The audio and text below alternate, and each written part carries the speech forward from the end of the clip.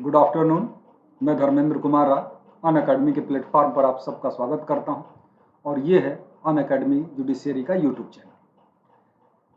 जैसा कि मैंने बताया, मैं धर्मेंद्र कुमार राय और मैं आप लोगों को आज मैंने पहले भी नोटिस दी हुई है कि हमारा टॉपिक जो होगा स्टडी का वो होगा relation between fundamental right and DPSP. ये देखिए, ये लेक्चर का जो टॉपिक है वो फंडामेंटल राइट और डीपीएसपी के बीच रिलेशन को एक्सप्लेन करेगा और जो कि इंडियन कॉन्स्टिट्यूशन के दोनों ही बेहद इंपॉर्टेंट प्रोविजन है।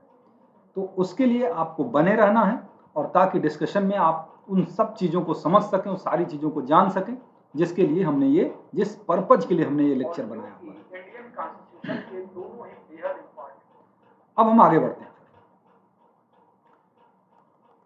देखिए, अनअकैडमी दो प्रकार के क्लासेस चलाती है। स्पेशल क्लासेस भी होते हैं और प्लस क्लासेस भी होते हैं। स्पेशल क्लासेस जो होते हैं वो आपके लिए फ्री होते हैं, लेकिन वो लिमिटेड होते हैं।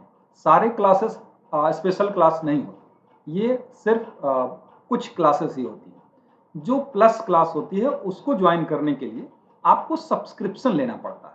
तो जब आप सब्सक्रिप्शन लेते हैं तो आपकी एक्सेस सारे क्लासेस तक हो जाती है, किसी भी टीचर तक हो जाती है, किसी भी जीएस भी पढ़ाया जाता है उस तक हो जाती है। तो आपको जो भी फेवरेट आपका टीचर लगता हो, जिसका लेक्चर आप वो सब्जेक्ट उस टीचर से पढ़ सकते हैं। तो ये सारी फैसिलिटी ये हमारे अकेडमी हमको देता है। उसके अलावा बहुत बड़ा फायदा ये है कि आपको खुद को बिना कहीं जाए पूरे देश के जो कंपटीटर हैं पीसीएसजे या लॉ से जुड़े जितने भी एग्जाम हैं उनके बीच खुद को कंपेयर करने का एक अवसर मिलता है। नहीं, जनरली क्या होता है स्टूडेंट के साथ कि वो अपने कुछ मित्रों के साथ बैठ के प्रिपरेशन करते हैं, अपने कॉलेज मित्रों के साथ अपने कॉलेज में अपने कोचिंग में प्रिपरेशन करते हैं।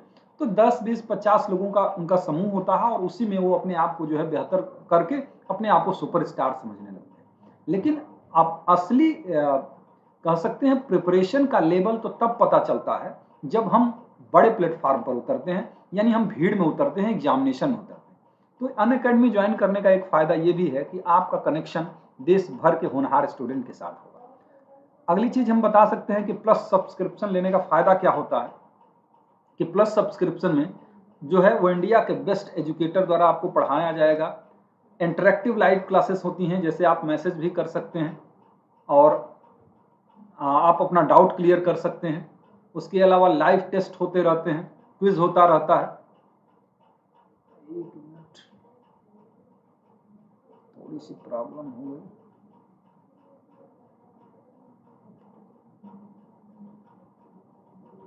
जस्ट मिनट, मैं डिस्टर्बेंस के लिए माफी चाहता हूं।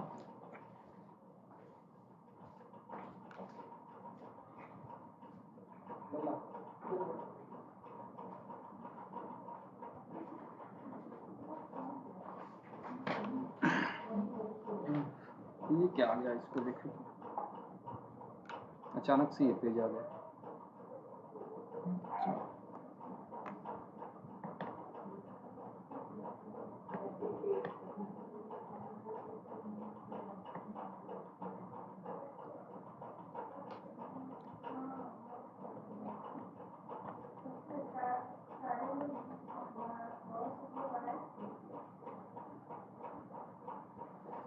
क्षमा चाहेंगे थोड़ा सा डिस्टरबेंस के लिए आप लोगों से। आगे का डिस्कशन शुरू करते हैं।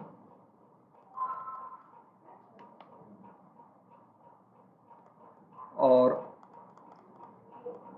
आप देख सकते हैं स्क्रीन पर कि ये जो अनअकैडमी का लॉ डिपार्टमेंट है उसके कुछ प्रोफेसर हैं, एजुकेटर हैं जो कि आप लोगों को लॉ पढ़ाएंगे और इसमें से आपको जिस प्रोफेसर का, जिस टीचर का लेक्चर आपको अच्छा लगता है आप उसको ज्वाइन कर सकते हैं। और आगे बढ़ते हैं। आप देखते हैं कि इस लॉकडाउन में, इस परिस्थिति में, जैसा कि स्टूडेंट के लिए बिल्कुल उचित नहीं है कि वो बाहर जाएं और सारी चीज़ें बंद हैं, बाहर निकलना भी मना है। ऐसी स्थिति में आपको ये जो विकल्प मिलता है कि लाइव क्लास जो है घर बैठे करने का एक अवसर मिलता है, ये बहुत बड़ी उपलब्धि कर सकते हैं। अनअकैडमी की तरफ से बहुत बड़ी सुविधा बच्चों के लिए किया कहा जा सकता है और बहुत सारे कोर्सेज तक आपकी पहुंच होगी। प्रैक्टिस टेस्ट होते रहते हैं, उसके अलावा डाउट क्लियरिंग सेशन होता रहेगा, उसके अलावा लाइव टेस्ट होते रहेंगे। तो बहुत सारी चीज़ें हैं इसमें जिसको आप ज्वाइन करके उसका लाभ ले सकते हैं। ये एक और भी सूचना है आप लोगों के लिए कि 17 मई से ये मॉक टेस्ट चल रहा है, T20 मॉक टेस्ट।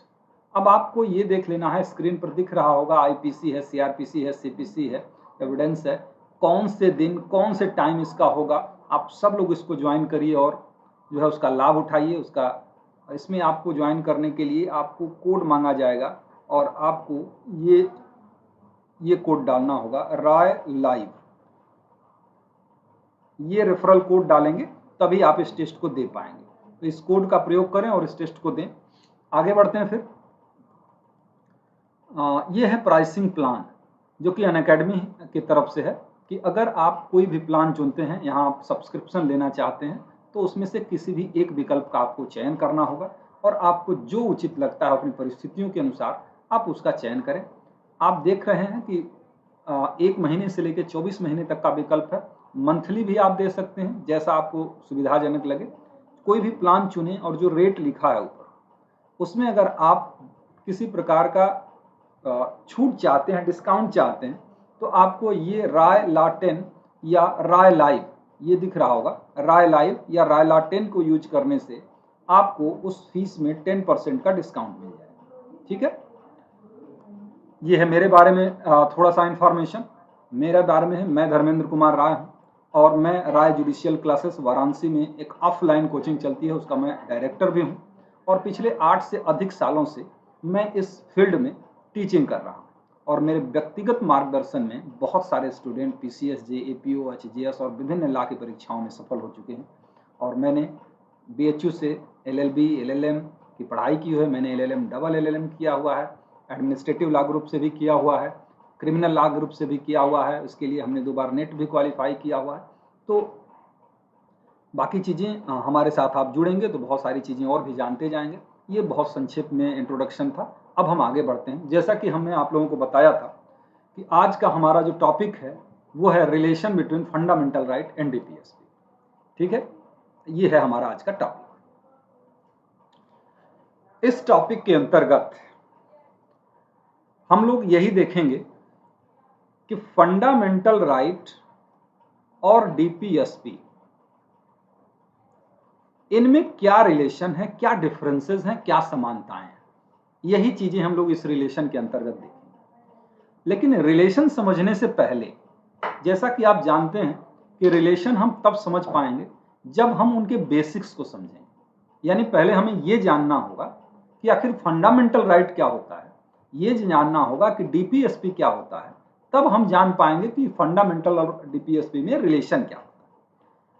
ठीक है, तो थोड़ी सी जानकारी ले लेते हैं फंडामेंटल राइट के बारे में।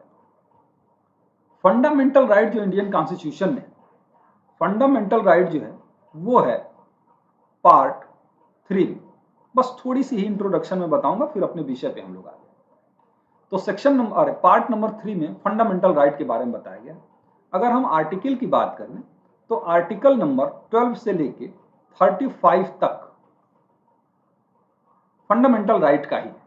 और आप जानते हैं कि टोटल 6 फंडामेंटल राइट अभी हमारे कॉन्स्टिट्यूशन में हैं। पहले 7 हुआ करते थे, लेकिन राइट टू प्रॉपर्टी को 44th कॉन्स्टिट्यूशनल अमेंडमेंट एक्ट के द्वारा, जैसा कि आपको पता ही है कि उसे एक लीगल राइट आर्टिकल 300A के अंतर्गत बना दिया गया। तो अब हमारे पास 6 फंडामेंटल राइट बचते हैं। अब ये 6 फंडामेंटल राइट जो बचते हैं हमारे पास, अब उनका उल्लेख हम यहां नहीं करेंगे। आप जानते हैं कि कौन कौन से फंडामेंटल राइट हैं। ये फंडामेंटल राइट जो हैं क्या है, ये समझिए। फंडामेंटल राइट का मतलब वो होता है कि किसी भी पर्सन के पर्सनालिटी के डेवलपमेंट के लिए, उसको जीने के लिए जिन बेसिक राइट्स की जरूरत पड़ती है, वो बेसिक राइट्स, वो आधारभूत अधिकार जो होते हैं, वो फंडामेंटल राइट कहलाते हैं। अगर हम एक शब्द में कहें तो ये कि ये ऐसे राइट होते हैं जिसके बिना किसी व्यक्ति का जीवन संभव ही नहीं। ठीक है, तो ये तो मिलना ही मिलना चाहिए। ये होता है फंडामेंटल राइट। और फंडामेंटल राइट की आखिर शुरुआत कैसे होती है? जो फंडामेंटल राइट का पार्ट नंबर 3 है, उसको मैग्ना कार्टा भी कहा जाता है। मैग्ना कार्टा भी कहा जाता है। अब ये मैग्ना कार्टा क्यों कहा जाता है? ये भी बात हो सकती है। ये देखिए प्री का एक क्वेश्चन बनता है कि कौन से पार्ट को मैग्ना कार्टा कहा जाता है। हालांकि ये क्वेश्चन आसान हो जाता है क्योंकि अब लॉ के स्टूडेंट हैं आप, तो आपके लिए बहुत बड़ी बात नहीं है। तो मैग्ना कार्टा क्यों कहा जाता है? क्योंकि पहली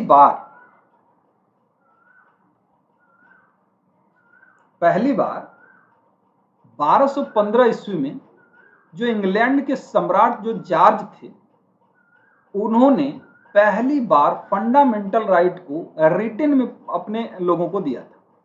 फंडामेंटल राइट को रिटन में दिया था। कह सकते हैं कि पहले राइट जो हुआ करते थे वो राइट रिटन में नहीं दिए जाते थे, उनकी गारंटी रिटन में नहीं होती थी। लेकिन 1215 में ऐसा पहला रिटन डॉक्यूमेंट बनाया गया जिसमें फंडामेंटल राइट को लिखित में दिया गया नागरिक, और उसको मैग्ना कार्टा कहा। और इसीलिए फंडामेंटल राइट को जब भारत के संविधान में लागू किया गया तो उसे भी कुछ मैग्ना कार्टा कहा जाता है। इसी तरीके से अमेरिका में बिल ऑफ राइट चला। बिल ऑफ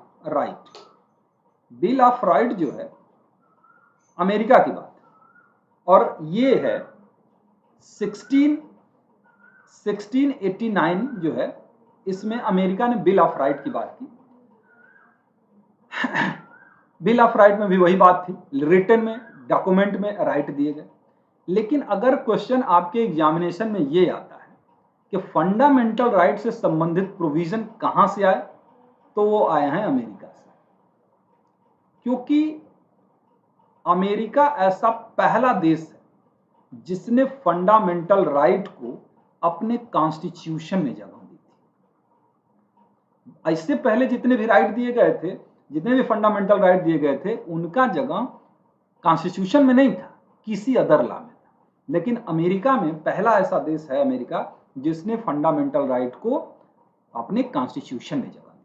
ठीक है, और हमसे पूछा भी जाता है कि फंडामेंटल राइट कहां से लिया गया है, तो हम कहते हैं कि अमेरिका से लिया गया है। ठीक है, अब हम बात करते हैं डीपीएसपी की, थोड़ी सी चर्चा कर लेते हैं डीपीएसपी की। मैं इसको डिलीट कर देता हूं, अच्छा छोड़िए, मैं कर देता हूं। मैं डीपीएसपी की चर्चा कर लेता हूं। और डीपीएसपी क्या है कि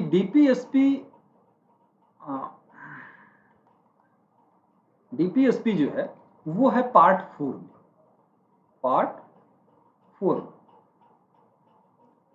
और पार्ट 4 मतलब आर्टिकल 36 से 51 तक, 36 से 51 तक आर्टिकल और डीपीएसपी के बारे में बताएंगे। और अगर हम डीपीएसपी की बात करते हैं तो डीपीएसपी जो है, एक मिनट में इसको डिलीट ही करने की कोशिश करता हूं।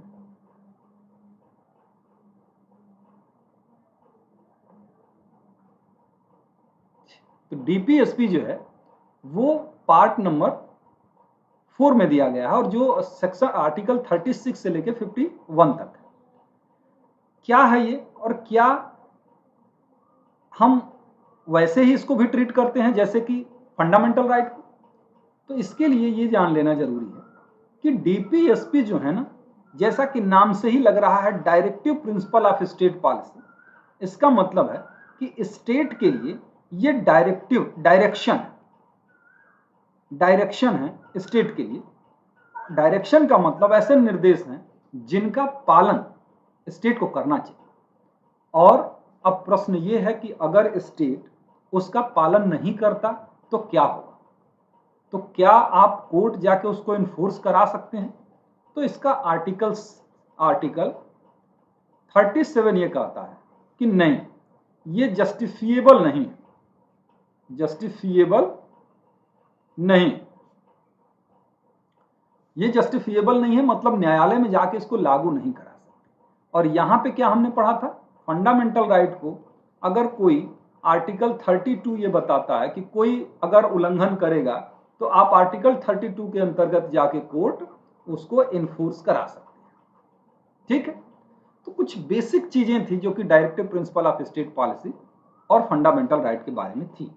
एक्चुअल में हमको डिस्कस करना है कि फंडामेंटल राइट और डीपीएसपी में डिफरेंस क्या है। रिलेशन क्या है, तो उसको समझ लेते हैं। देखिए अब इसको बहुत आराम से समझिएगा। देखिए लोग जो हैं या बच्चे जो हैं या टीचर जो हैं या हम लोग जो हैं जनरली डीपीएसपी और फंडामेंटल राइट को एकदम अलग समझते हैं। दोनों ही इंपॉर्टेंट पार्ट हैं कॉन्स्टिट्यूशन के, लेकिन हम इनको बिल्कुल अलग समझते हैं। एक्चुअल में हुआ क्या था? हुआ ये था कि जब 1950 में 1950 में भारत का संविधान लागू किया गया, या यूं कहें 1947 में जब भारत इंडिपेंडेंट हुआ था, उस समय सैकड़ों साल से देश जो है ब्रिटेन के अधीन था। लोग अपनी स्वतंत्रता के लिए, लोग अपने अधिकारों के लिए तरस रहे थे, और वो ये एक पीढ़ी नहीं, कई पीढ़ियां इस अधिकार और स्वतंत्रता के लिए तरस रहे थे। तो जरूरत महसूस की गई कि 1947 में जब देश आजाद हुआ, उस समय महसूस किया गया कि ये स्वतंत्रताएं, ये अधिकार मिलना चाहिए। लेकिन ऐसा हुआ नहीं, क्योंकि स्वतंत्रता के बाद सारे नियम वही चले आ रहे थे जो कि पहले से थे। लेकिन जब 26 जनवरी 1950 को भारत का संविधान अपना लागू किया गया, तब महसूस किया गया कि नहीं, उन अधिकारों को, जिन अधिकारों को से डिप्राइव किया गया है भारत के लोगों को, उन अधिकारों को दिया जाना चाहिए। तो उन अधिकारों को उन तक पहुंचाया जाना चाहिए। तो अब देखा गया कि राइट की अगर हम लोग बात करते हैं, राइट की बात करते हैं, तो राइट तो डिफरेंट प्रकार के हो सकते हैं। सिविल राइट हो सकता है, इकोनॉमिकल राइट हो सकता है, सोशल राइट हो सकता है, और कॉन्स्टिट्यूशनल और राइट हो सकते हैं, और भी बहुत सारे राइट हो सकते हैं। तो राइट तो बहुत सारे हैं जिनसे भारतीयों को जो है वंचित रखा गया था, भारतीयों को नहीं मिला था, तो राइट देना था, पर्पज यही था। लेकिन क्या भारत की वो स्थिति थी कि वो सारे राइट दे पाए सभी लोगों को? जी नहीं, ऐसा बिल्कुल नहीं था। सारे राइट देना संभव नहीं था। लेकिन ये भी महसूस किया गया कि कुछ राइट तो मिलने ही चाहिए। अब क्योंकि वो नहीं मिलेगा तो काम नहीं चलेगा, जी ही नहीं पाएगा आदमी।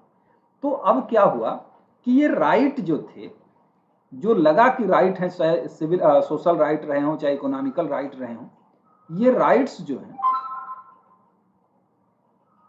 ठीक है, ये राइट्स को दो प्रकार के राइट्स बना दिए गए, और जिसको हम लोग एक जस्टिफिएबल कह सकते हैं और दूसरा नॉन जस्टिफिएबल कह सकते हैं। नॉन जस्टिफिएबल कह सकते हैं, ठीक है।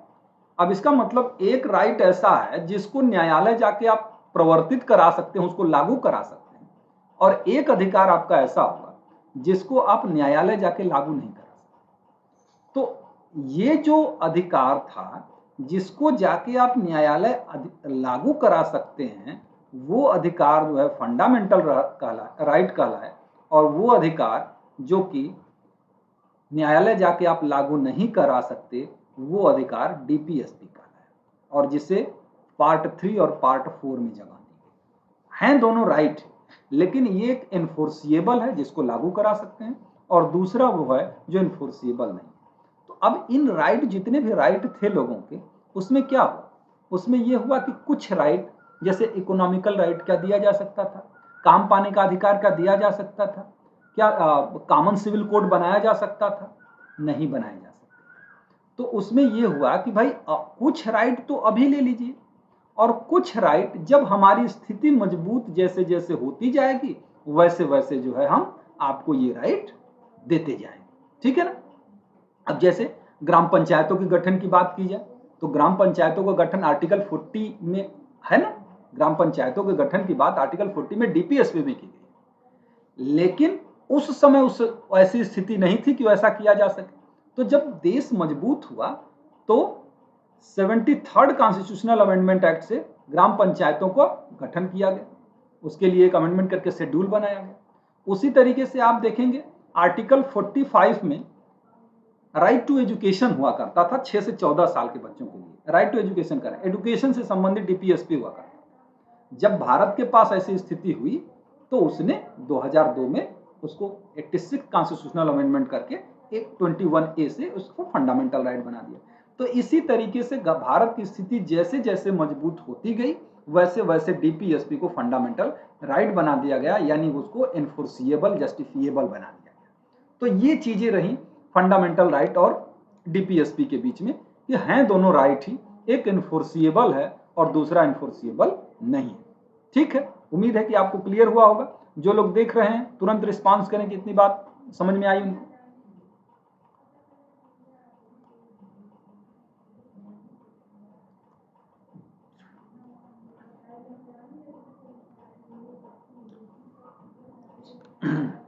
जल्दी जल्दी रिस्पांस करें। मैं जानता हूं थोड़ा सा नेटवर्क स्लो रहने की वजह से आप लोगों का रिस्पांस जो है।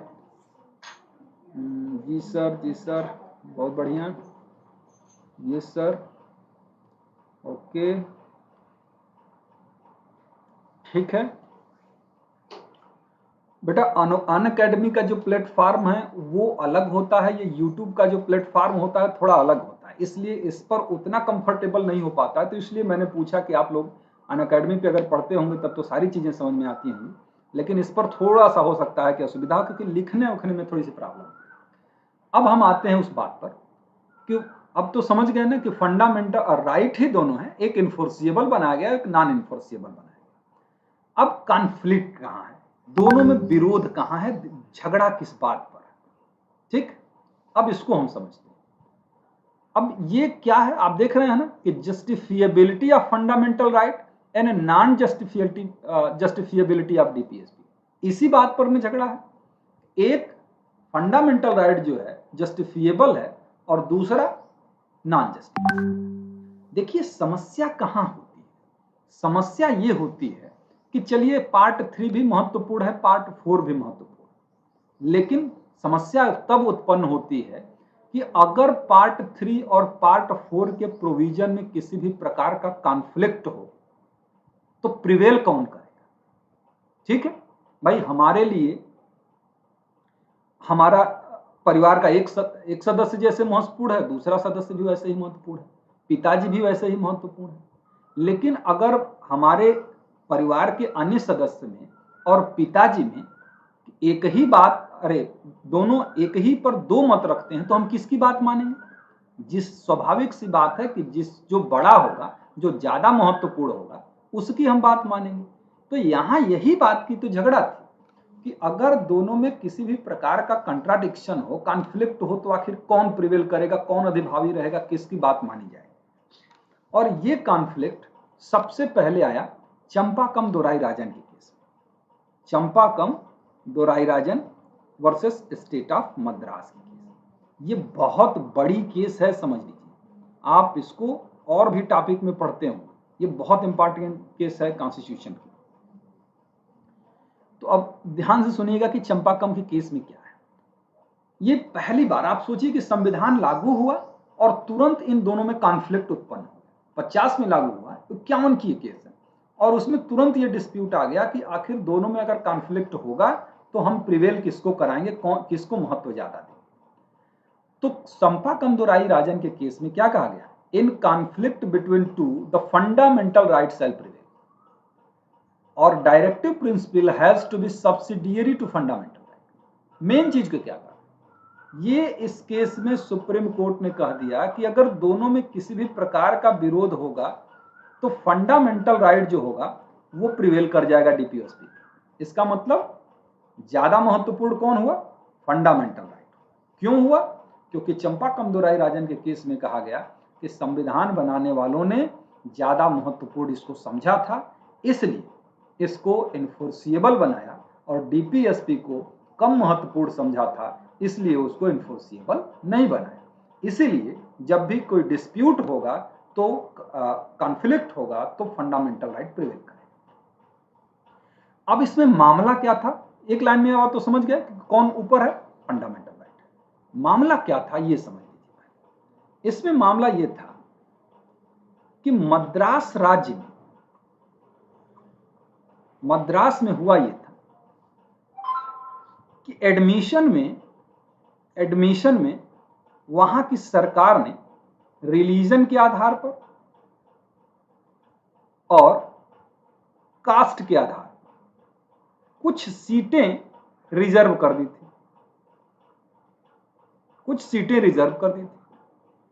एक व्यक्ति जाता है और कहता है कि भाई हमारा एडमिशन ले लिया जाए, लेकिन प्रशासन कहता है कि आपका एडमिशन के लिए तो सीट ही नहीं है यहाँ।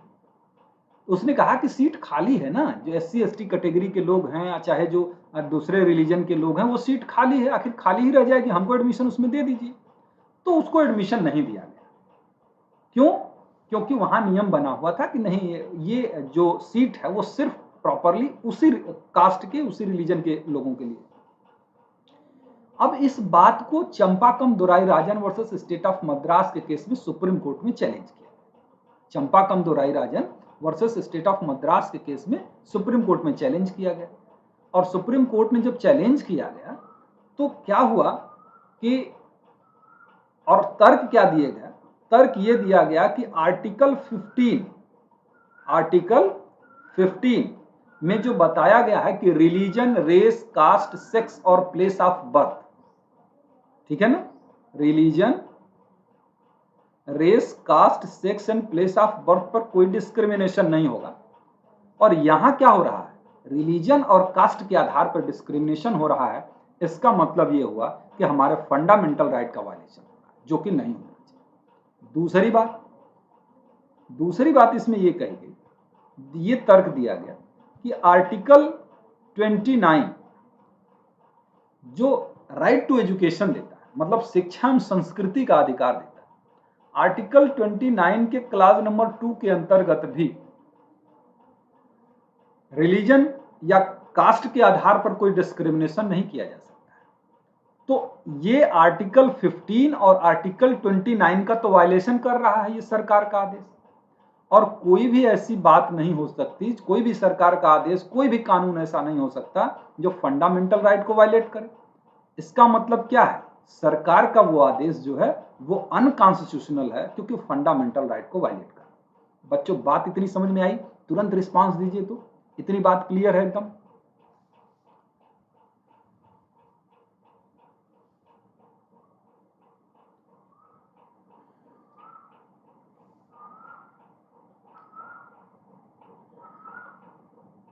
ठीक है। तो आर्टिकल 15 और आर्टिकल 29 का वायलेशन हो रहा है, ये तर्क दिया गया चंपाकम दोराईराजन की तरफ से। अब उधर क्या है, दूसरी तरफ क्या तर्क दिया गया? ये तर्क दिया गया कि आर्टिकल 46 पढ़िए सर। बहुत बढ़िया कीत, Nidhi, yes sir, yes sir, yes sir, मतलब सबको समझ में आ रहा है, कोई प्रॉब्लम नहीं हो रही समझ में। रंजना, ठीक है ना? तो अब देखिए सरकार की तरफ से क्या तर्क दिए गए। सरकार की तरफ से क्या तर्क दिया गया ये आप देखेंगे तो बताया गया कि आर्टिकल 46, एक बार आप पढ़िए, मतलब आपको मैं नहीं कह रहा हूं, एक बार कहा गया कि माननीय सुप्रीम कोर्ट, एक बार आप 46 पर नजर डाल लीजिए और DPSP जो कि 46 बताता है कि SC और ST के लिए, उनके राइट के प्रोटेक्शन के लिए, उनके स्थिति में सुधार के लिए, उनके एडिक्वेट रिप्रेजेंटेशन के लिए राज्य सरकार नियम बना सकती है ताकि उनकी स्थिति में सुधार किया जाए। हमने यही तो किया है। हमने नियम बना के SC और ST के लिए जो सीटें रिजर्व की हुई हैं उनका एडिक्वेट रिप्रेजेंटेशन उस डिपार्टमेंट में बढ़े, उनकी स्थिति में सुधार हो, उनके बेहतर पोजीशन में लाया जा सके, इसीलिए हमने ये किया। तो अब देखा गया प्रॉब्लम क्या है कि वास्तव में बात तो सही है, 46 के अंतर्गत SC ST के प्रोटेक्शन की बात की गई, तो SC ST का प्रोटेक्शन करने में फंडामेंटल राइट वायलेट होने लग रहा है। अब तो हुआ ना कंट्राडिक्शन हुआ कि अब हम DPSP को प्रिवेल करें या फंडामेंटल राइट को प्रिवेल करें, क्योंकि 46 लागू करने में यहां फंडामेंटल राइट वायलेट होने लग रहा है। इसी बात को डिसाइड करना था चंपाकम दोराईराजन के केस में, और चंपाकम दोराईराजन के केस में सुप्रीम कोर्ट ने डिसाइड किया कि अगर कहीं कॉन्फ्लिक्ट होता है दोनों में तो फंडामेंटल राइट प्रिवेल कर जाएगा और डीपीएसपी को कोई प्रभाव नहीं दिया जाएगा। बात समझ में आई नहीं इतनी? चलिए, अच्छा ये कहानी बड़ी लंबी है। ये कहानी यहां से शुरुआत होती है इस लड़ाई की, कि आखिर वास्तव में दोनों में अगर कॉन्फ्लिक्ट होगा तो कौन प्रिवेल करेगा। और फिर उसके बाद आप देख सकते हैं, कहानी लंबी है, देख सकते हैं Kerala educational bill. Kerala educational bill में जो है फिर ये समस्या आई कि क्या होगा आखिर अगर दोनों में कॉन्फ्लिक्ट हो जाए तो क्या होगा।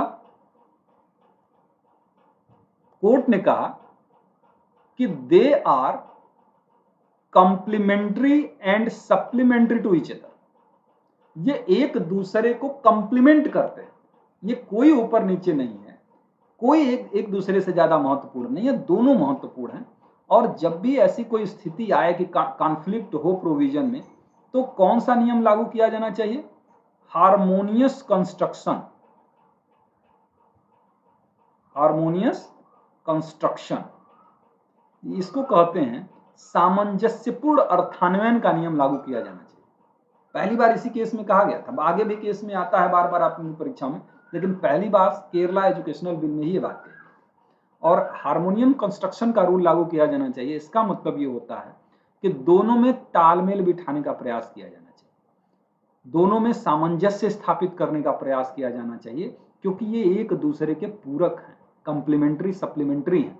तो इसलिए कोई ऊपर कोई नीचे नहीं है। लेकिन हाँ, ये याद रखना है कि कभी भी डीपीएसपी फंडामेंटल राइट को वायलेट नहीं कर सकती। इसमें यह भी बात कही गई कि कभी भी डीपीएसपी फंडामेंटल राइट को वायलेट नहीं कर सकती, यानी फंडामेंटल राइट पर प्रिवेल नहीं कर सकती।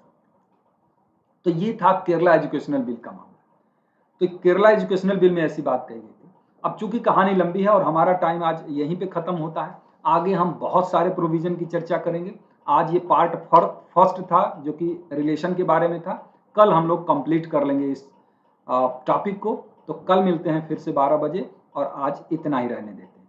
हाँ, अगर कोई डाउट है तो आप पूछ लीजिए, कोई डाउट हो तो आप जरूर क्लियर कर लीजिए, कमेंट में क्वेश्चन पूछ लीजिए। अन्यथा कल आपसे हमारा फिर मुलाकात होगा 12 बजे यूट्यूब चैनल पे। धन्यवाद, मैं आपके क्वेश्चन का इंतजार कर रहा हूं।